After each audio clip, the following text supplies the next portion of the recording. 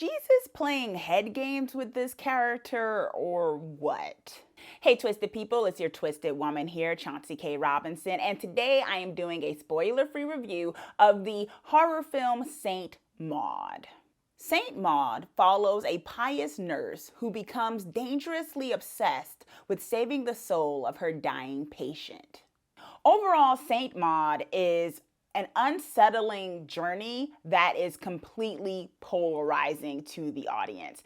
As in, I know for a fact that like maybe 50% of people will absolutely really enjoy this film, or at least say it's good. And I think another 50% will be like, no, that was horrible. That's how polarizing I think this film is. And you could say that's a good thing, right? I mean, no movie should please everyone. No story is going to please everyone, because not every story is for everyone. You know, there's always this debate of what constitutes as horror. What makes a film a horror film? And I think Saint Maud very much plays with that to the point where it may be frustrating for some and very intriguing for others. I will say for me, I found it intriguing. There are a lot of images and things that occur that really do stay with you. This is not a popcorn movie. This is not a movie that you will watch and be like, woohoo, yeah, yeah, ha, all throughout.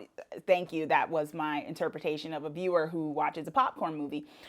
No, it's not necessarily like that. It's either going to be a movie that you instantly want to forget what you saw, or you really want to kind of marinate on what you experienced. It's that, in my opinion, that kind of film. Now, if you are someone who likes to know what is happening, who's the bad person, who's the good person, what we're fighting against, what we're not fighting against, what I'm supposed to be scared of when I watch this film, are there jump scares, things like that, you will probably not be so engrossed when it comes to watching this movie. The central theme of this film is mental illness.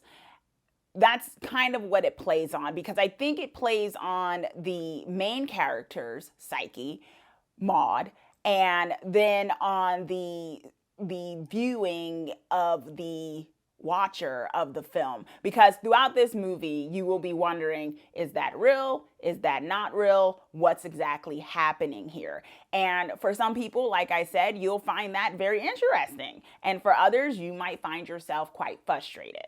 I think the movie does a really fine job of showing the ups and downs of someone dealing with mental illness in such a raw, visceral kind of way. It's not always pretty. It's not always dire. It's not completely depressing. It's not completely exhilarating.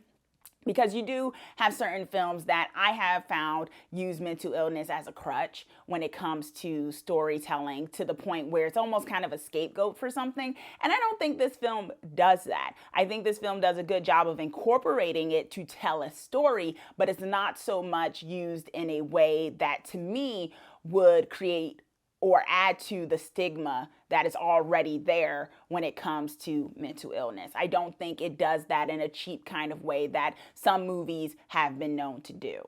It's a small cast of characters, and I think that's completely fine. A lot of the focus is on the character of Maud, who is played by Morfydd Clark, and she is amazing, I think, in this film. It's such a subtle way in which she plays the character, and I think she really does walk a fine line well enough between what could be seen as a pitiful character, but not making them pitiful, not making them pathetic. I think it would be harder to want to stick with this movie for the duration of it if the character was completely hopeless, if the character kind of just elicited, pity from you as a viewer, because that can make people so uncomfortable that they're like, okay, I don't know if I want to sit through this. I don't know if I want to watch the scares and what's going to happen. But I think the actress plays it well enough where it's not completely pitiful. She does have agency. There are decisions made. She is a capable,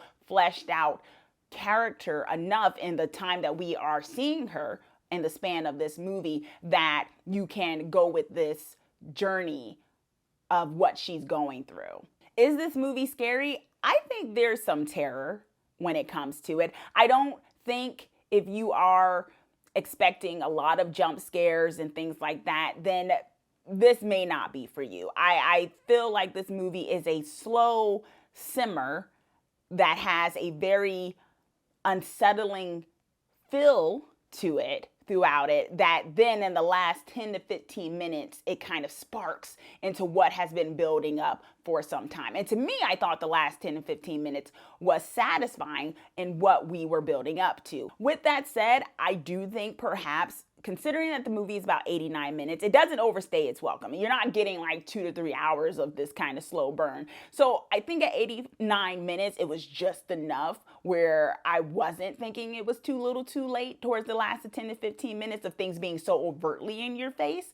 In another regard, though, I do feel like maybe somewhere in the middle, they could have added a bit more there to draw in the people who may get distracted in this age of instant gratification when it comes to watching this film. Because I do think this is a film that if you added a few more of those elements in it, it might not have been as polarizing as it seems to be.